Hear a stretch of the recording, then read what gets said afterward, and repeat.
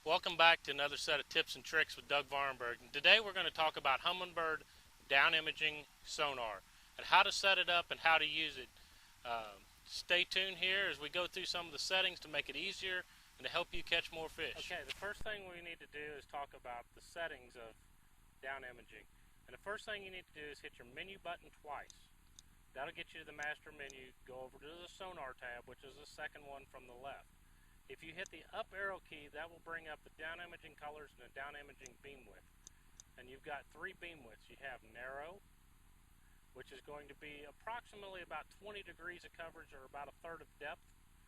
Then you've got the medium range, and it's approximately 60 degrees. You're looking at about equal 1-to-1 depth versus area of coverage.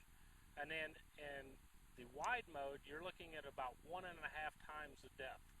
Or, for example, we're in 28 foot of water. You're going to look at 28 and 14, you're looking at 42 foot. So the more area coverage you got, the more stuff that you can see on the screen. And that's the whole big thing with sonar, is finding the fish, finding the structure. The more you can see, the more you can get. And that's one of the advantages of down imaging, is it gives you more of a down perspective, like this pond dam that we just come across. And there's actually a fish on the backside here. But the next thing you need to do, once you select that wide area of coverage, is what I recommend. If you're running one of our down imaging only units, select the 455 kilohertz, and that's what we're running on here. The next thing you'll want to do is hit your menu. You've got your down imaging sensitivity, your DI enhanced, the upper range, lower range, chart speed, and down imaging colors. First thing I want to recommend is to take your down imaging chart speed to match your boat speed. We're running at 3.4, 3.5 mile an hour. I'd set it at 3 for more detail, or you can set it for 4. You can play with that to see the amount of data that you're getting on the screen. If you're fishing real thick brush piles and you want to open them up, you can open the speed up a little bit more. But 3 is going to give you a lot more detail on the screen because it's taking more slices of that cone angle. Remember, this is a very thin front to rear. It's very thin, but it goes out wide. So that's how down imaging works. So once you've got your chart speed, the next thing I want to do is go up to my sensitivity. Sensitivity is just about like the old black and white TVs. You had a contrast control. You can turn it down and it's going to get really, really dark. You can start adjusting it up. 10 is factory default, so this would be factory defaults, and that's a pretty good starting place. I run from 8 to 12.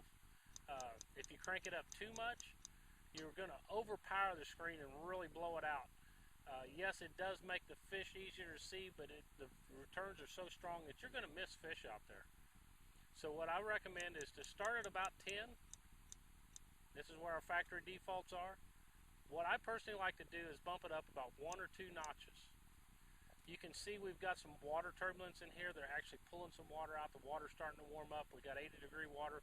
We're starting to build some difference in temperatures in the water column. The next feature I want to tell you about is Down Imaging Enhance. Down Imaging Enhance, what it allows you to do is back shadow those strong returns. If you turn it on, you'll notice that those returns kind of jumped out a lot more at you. These are all bait fish up in here. There's some water turbulence, bait fish, pond dam there. If you increase it a little bit more, it's really going to back shadow those things. You can start seeing the fish jumping out a little bit more at you. You can really see the bait fish, but you start getting some graininess in the image. This is a great tool if you're looking for fish versus looking for pretty structure. Pretty structure is neat to see, but it doesn't catch fish. And then you've actually got a high that really back intensifies. I recommend running the low setting. One thing you can do, if you see something neat, you can freeze the screen by just hitting your 4-way cursor. Hit your menu, go in here to Down Imaging Enhance. You can go to off.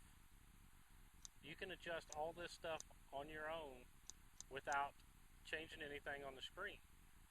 The other thing you can do is you can go in here and adjust your sensitivity. If you want to increase it or decrease it, just to make things see easier. It will freeze the screen.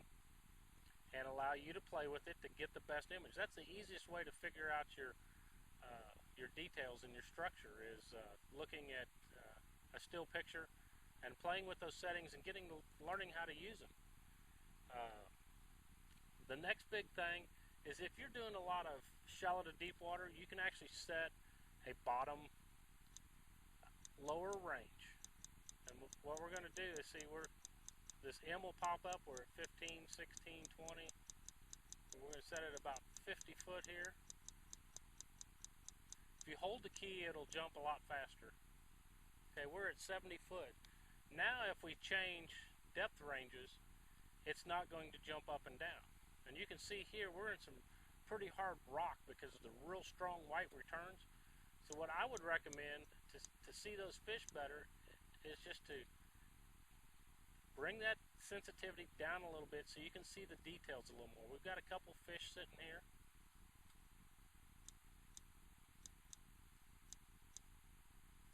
You can increase the speed, that'll stretch that out a little bit to look inside of them. We've got a little tree there. Bump the sensitivity up just a hair. We can see this good defined difference in this hard bottom and soft bottom. Look at this nice school of bait fish down here. Real strong, packed together. This is a lighter group. This is a really strong return. We've got trees down here. We're in 50 some foot of water and we're getting real nice trees with fish and bait fish. We can see our little fish in there. Take our down imaging enhance, bump it up, boom, they jump out of us. There's another nice tree and there's a fish hanging off of it. Now here we're looking at down imaging again, and we pretty much got a featureless bottom. We're dropping off into shallower water.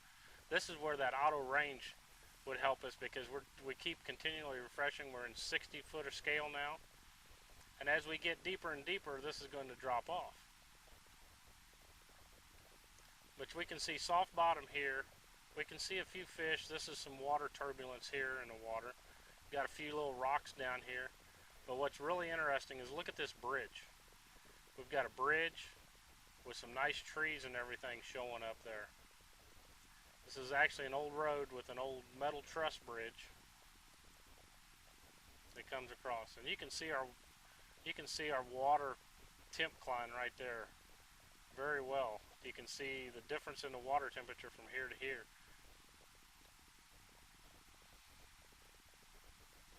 We've got some fish hanging out there. I hope that helps you get a better understanding of Humminbird's down imaging sonar. Go ahead out on the water and play with the settings and learn how to use them and adjust them to help you catch more fish, find more structure, and have a better day on the water. It's all about time management. If you can use these technologies to help you reduce the amount of time on the water searching and hunting and catching more fish, you're going to get more enjoyable and get more out of your investment.